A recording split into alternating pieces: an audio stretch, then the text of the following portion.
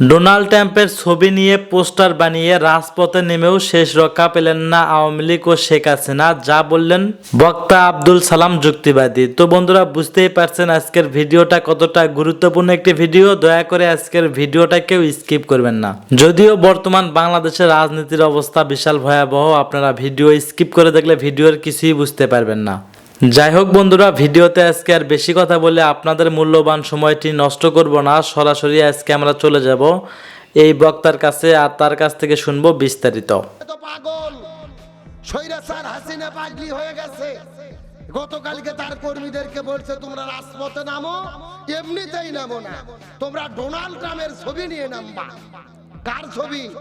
আমেরিকার নতুন প্রেসিডেন্ট হয়েছে ডোনাল্ড ট্রাম্প, বলছে ডোনাল্ড ট্রাম্পের ছবি বুকের মধ্যে ঝুলাইয়া রাজপথে নামবা, যদি সরকার হামলা করে ভিডিও করে আমার কাছে পাঠিয়ে দেবা, ডোনাল্ড ট্রাম্পের সঙ্গে আমার লাইন ক্লিয়ার, আমি ভিডিও পাঠাইয়া দিয়া একটা ব্যবস্থা করব। কতটা পাগল হলে এমন কথা বলতে পারে?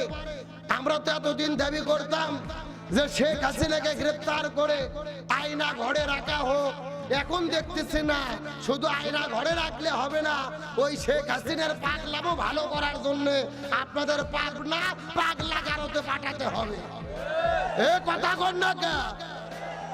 বলতেছে আমার নিজের ছবির দরকার নেই, বঙ্গবন্ধুর ছবির দরকার নেই, এখন ডোনাল্ড ট্রাম্পের ছবি লাগাও।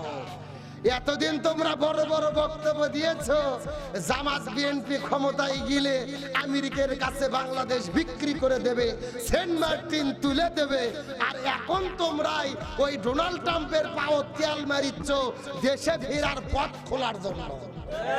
এ কথা কর না কে? এতদিন আপনারা বক্তব্য শুনেছেন না? হাসিনা বক্তব্য দিয়েছে বিএনপি জামাত ক্ষমতা গেলে দেশ আমেরিকার কাছে বিক্রি করে দেবে। খারাই এমন কি হলো আজকে আপনারাই ডোনাল্ড ট্রাম্পের পায়ে তেল মারতেছেন, আমেরিকার উপর ভর করে দেশে আসতে চাচ্ছেন? আমার দেশের জনগণ স্পষ্ট করে বলেছে স্বৈরাচার হাসিনা বাংলাদেশে অবশ্যই আসতে পারে, তবে রাজনীতি করার জন্য নয়, ফাঁসির দড়িতে ঝোলার জন্য তাকে আসতে হবে। ওই পাগলি স্বৈরাচার হাসিনার ঘটনা শুনে আজকে রাতের বেলায় তিনজন কর্মী বুকের মধ্যে ডোনাল্ড ট্রাম্পের ছবি নিয়ে ঢাকা শহরে নেমেছে। মঞ্চটার আগে দেখলাম ডোনাল্ড ট্রাম্পের ছবি নিয়ে রাজপথে নেমেছে, পুলিশ তাদেরকে গ্রেফতার করে ডিম থেরাপি দিচ্ছে। আল্লাহু আকবার কর। কে রে? আমার দেশের ভেতরে হাসিনা বঙ্গবন্ধু হলে তাও মানা যায় যে ওরা তোদের দলের নেতা, আর বিদেশের রাষ্ট্রপতির ছবি বুকের মধ্যে ঝুলে মিছিল করা, এটা হচ্ছে রাষ্ট্রীয় অপরাধ, রাষ্ট্রদ্রোহী অপরাধ। আজকে তোমরা পাগল হয়ে গেছো ক্ষমতার জন্য, পথে ফেরার জন্য পাগল হয়ে গেছো। আমি বলতে চাই যারা ডোনাল্ড ট্রাম্পের ছবি নিয়ে রাজপথে নামবে, এদের প্রত্যেকে রাষ্ট্রদ্রোহীর মামলা দিয়ে ফাঁসির দড়িতে ঝোলাতে হবে। কোথা থেকে কোন পাগলি ঘোষণা দেয় আর তোমরা লাফালাফি করো, মানে গাই চলে গেছে, বাছুরের লাফালাফি বেড়ে গেছে। কথা কর না কে? মানে ছাগলের 3 নম্বর বাচ্চার মতো এরা খুব লাফাচ্ছে, তারপরও প্রকাশ্যে আসে না, গোপনে থাকে, ফেসবুক ইন্টারনেটের মধ্যে তারা ঝড় তুলেছে।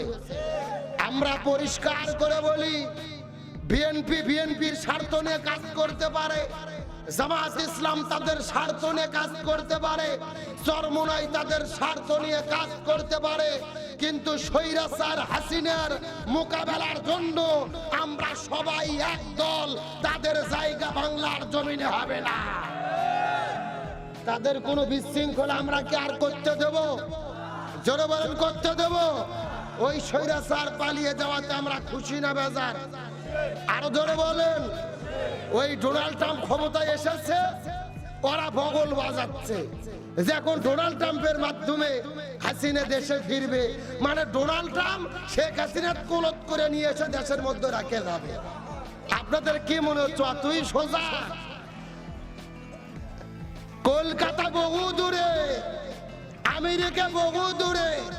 গত 16 বছর বাংলাদেশে হাসিনা জোর করে ভোট চুরি করে ক্ষমতায় টিকেছিল।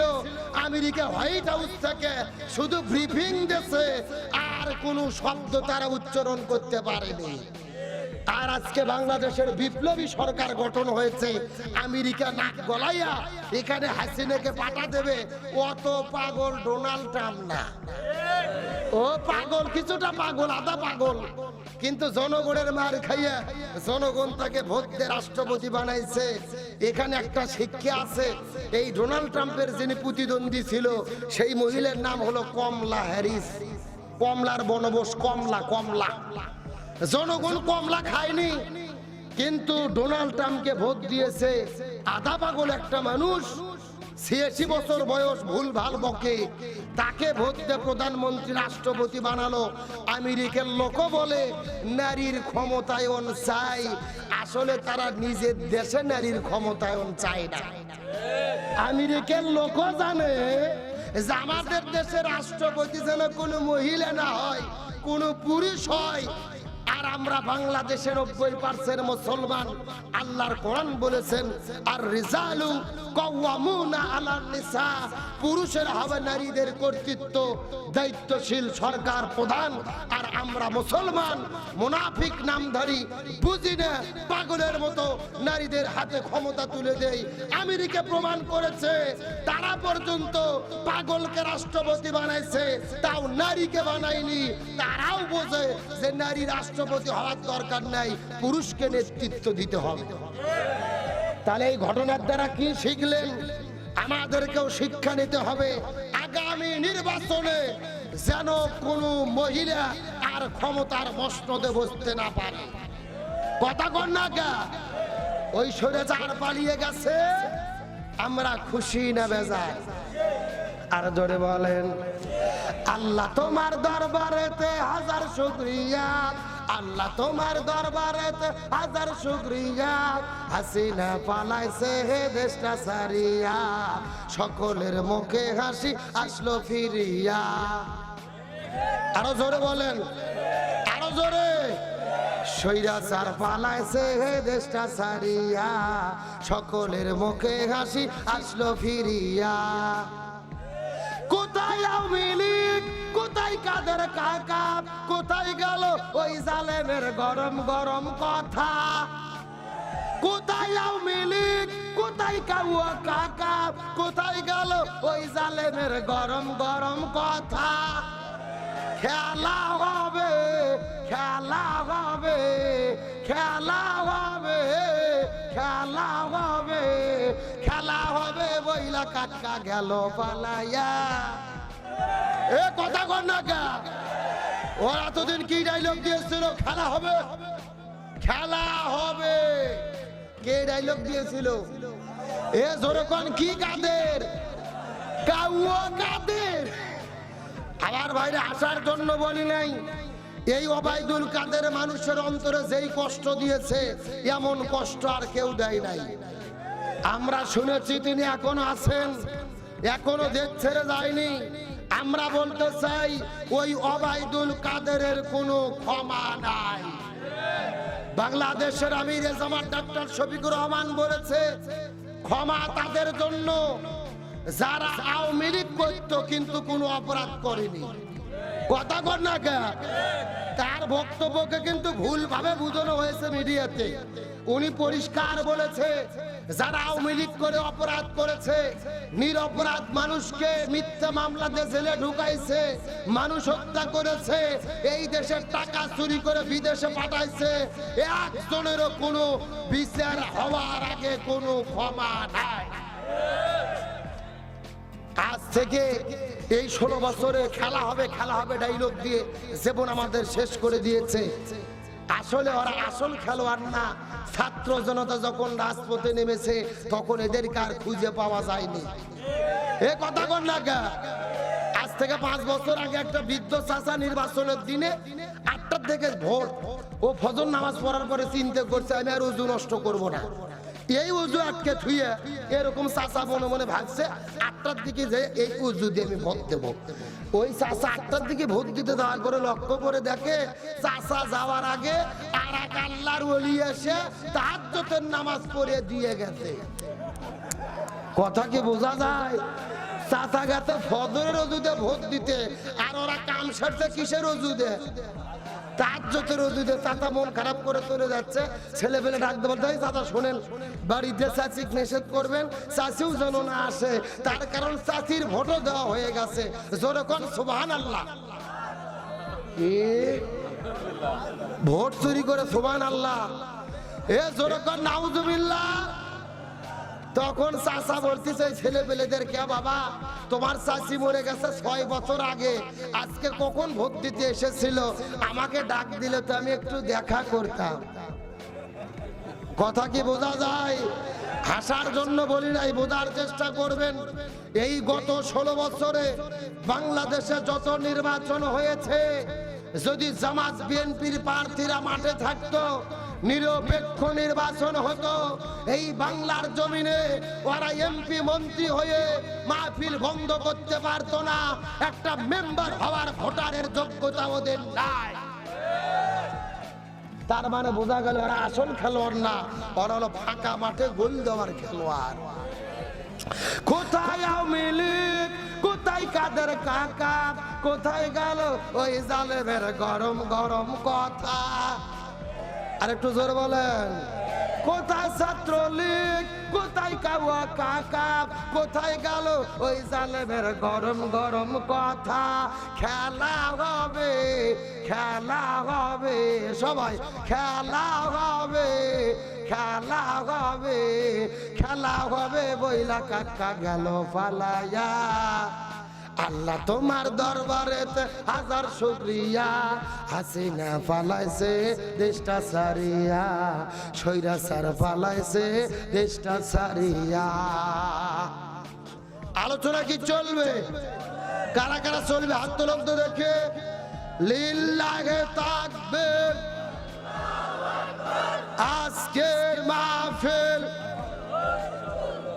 চলছে চলবে, পাবনা জেলার মাহফিল, রাউতির মাহফিল, লিল্লাহে তাকবীর।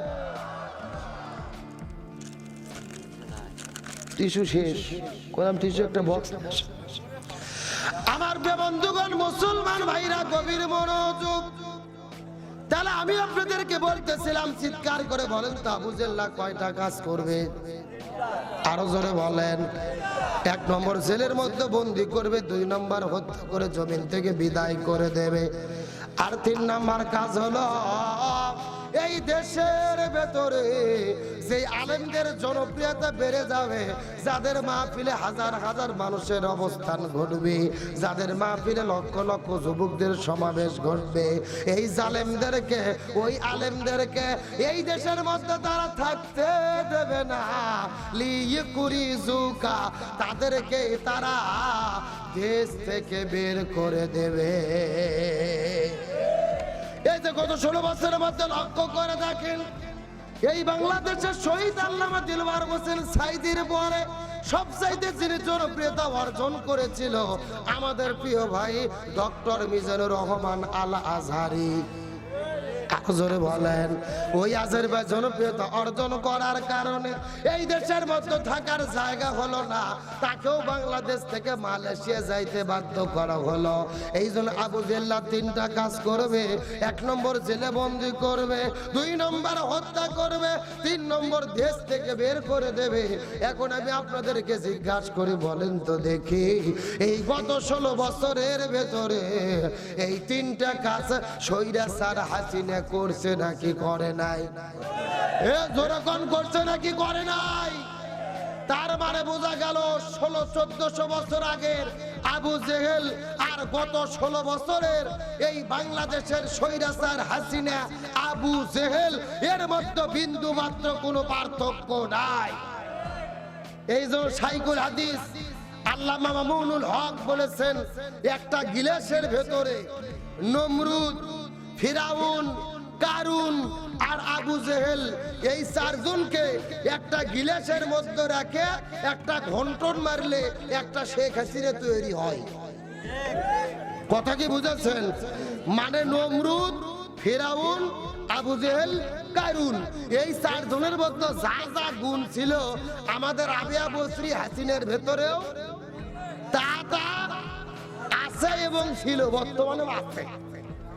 এখন আমার কথা হলো, ওই আবু জেহেল বিদায় নিয়ে চলে গেছে। মক্কায় যারা গিয়েছেন হজ করতে, কাবা ঘরের পাশে আবু জেহেলের বাড়ি। আবু জেহেলের বাড়ি আর বাড়ি নাই, আবু জেহেলের বাড়ি আল্লাহ তাআলা বানাইছে ইন্টারন্যাশনাল পায়খানা।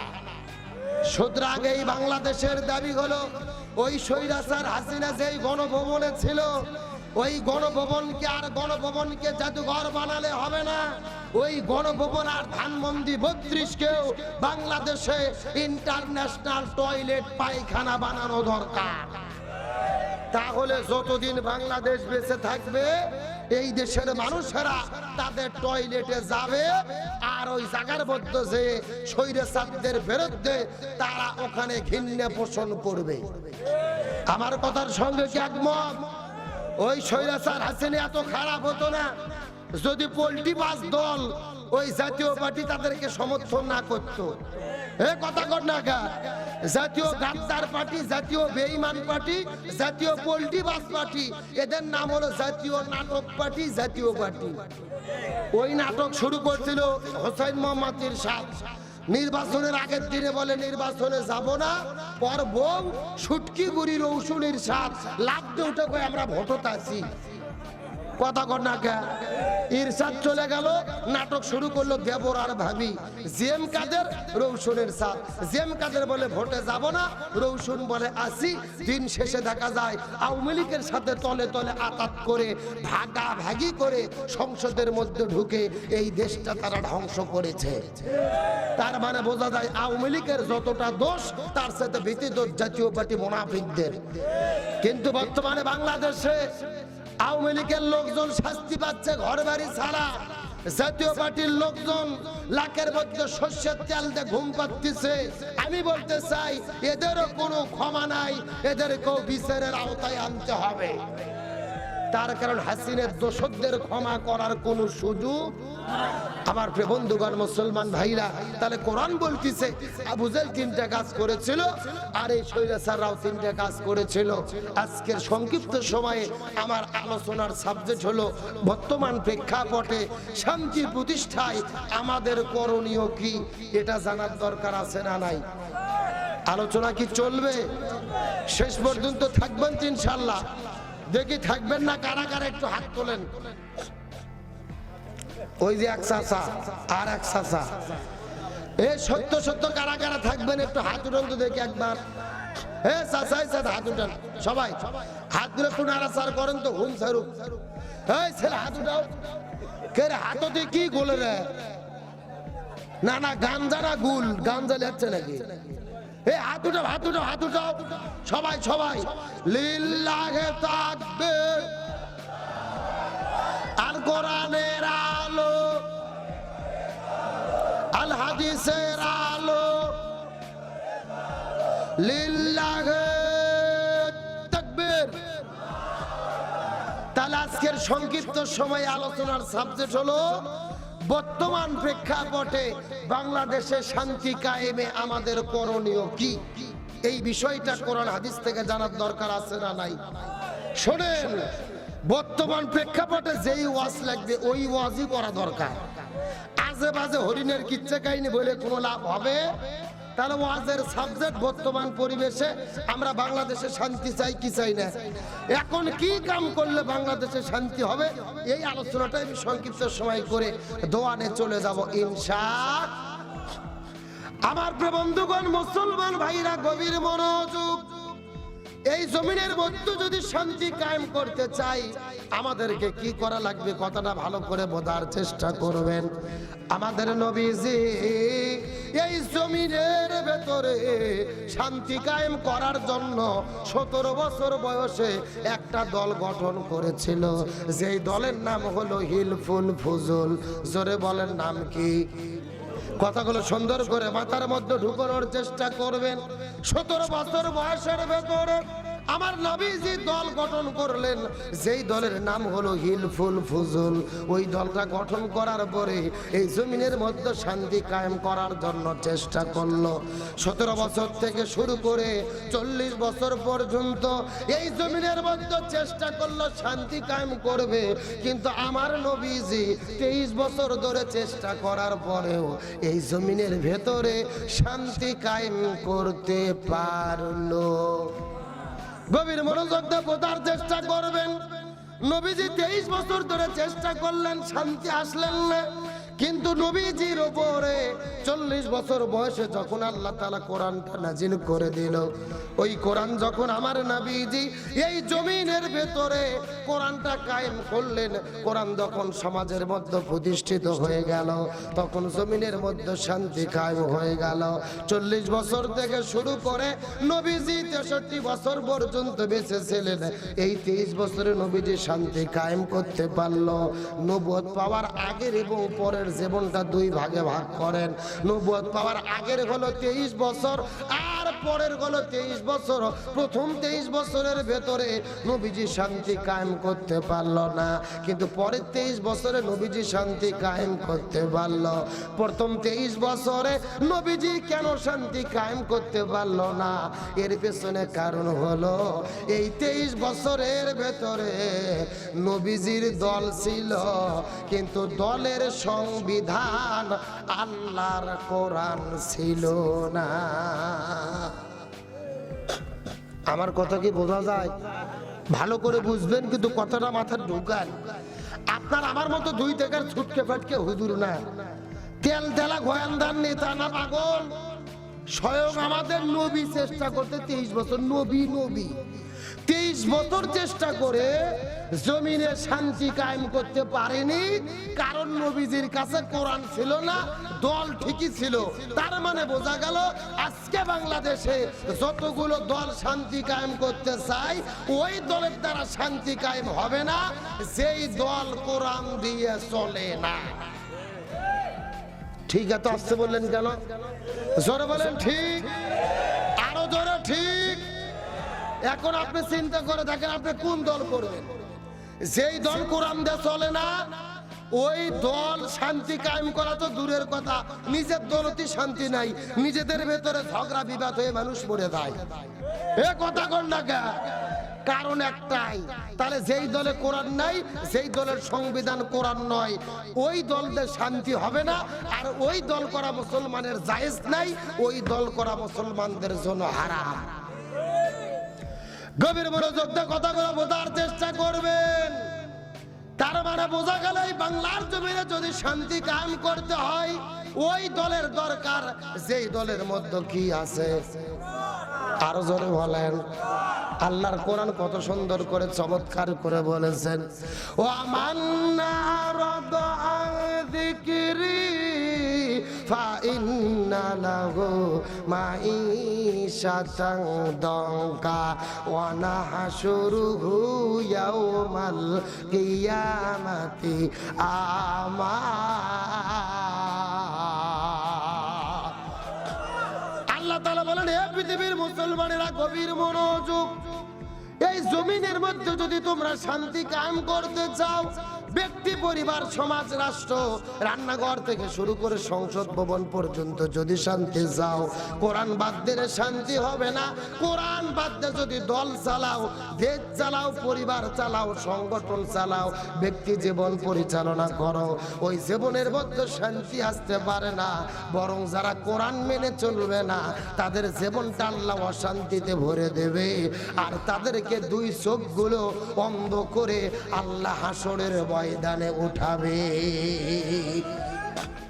কোরআন না থাকলে শান্তি থাকবে না। আর যারা কোরআন মানবে না, তাদেরকে অন্ধ করে কবরে হাসরে উঠাবে কে? সুতরাং বাংলাদেশে যদি শান্তি কায়েম করতে চাই, ব্যক্তির আইন, বাবার আইন, দাদার আইন, চাচার আইন, খালার আইন, ফুফু। ধন্যবাদ প্রিয় দর্শকবিন্দু, আমাদের ফুল ভিডিওটি দেখার জন্য আপনাকে জানাই অসংখ্য অসংখ্য ধন্যবাদ। তো বন্ধুরা, এতক্ষণ আপনারা যে বক্তব্যটি শুনলেন, এই বক্তব্যটি নিয়ে আপনাদের কি মন্তব্য অবশ্যই কমেন্ট বক্সে কমেন্ট করতে ভুলবেন না। আর হ্যাঁ, এতক্ষণ আপনারা যেগুলো শুনলেন, এগুলো আমার নিজস্ব কোনো ব্যক্তিগত কথা না, সব কিছু সোশ্যাল মিডিয়া থেকে সংগ্রহ করা।